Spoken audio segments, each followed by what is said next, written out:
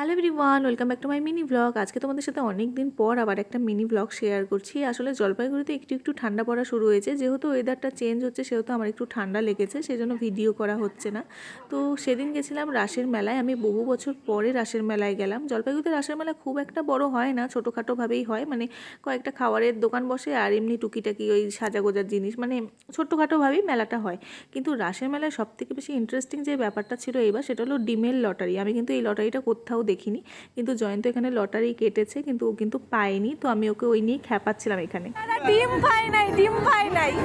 তো জয়ন্ত কাটার পরে জয়ন্ত আমাকেও বললো কাটার কথা, আর আমি একদমই কাটতে চাচ্ছিলাম না, যেহেতু আমার লটারি লাগে না সেজন্য আমি বলছিলাম আমি কাটবো না। তো যাই হোক, জোর করার পরে কেটেছি, আর এবার আমি 4টা ডিম পেয়েছি লটারিতে, আর একবারে পেয়েছি।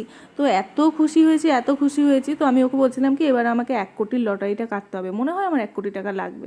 তো যাই হোক, তারপরে মেলাতে গেছি, কিছু না খেলে তো হবে না, জল ফুচকা খেলাম, তারপরে স্পেশাল ফুচকাও খেয়েছি। আর হ্যাঁ, আমাদের ভিডিওগুলো যদি তোমাদের ভালো লাগে চ্যানেলটিকে প্লিজ সাবস্ক্রাইব করো, একটা লাইক করো, আর কমেন্ট করে জানিও যে ভিডিওগুলো কেমন লাগছে। তারপরে ফুচকা খাওয়ার পরে একটা এগরোলও খেলাম, আর বাড়ি আসার পথে আইসক্রিমও খেয়েছি। তো আজকের জন্য টাটা, দেখা হবে নেক্সট ব্লগে, বাই।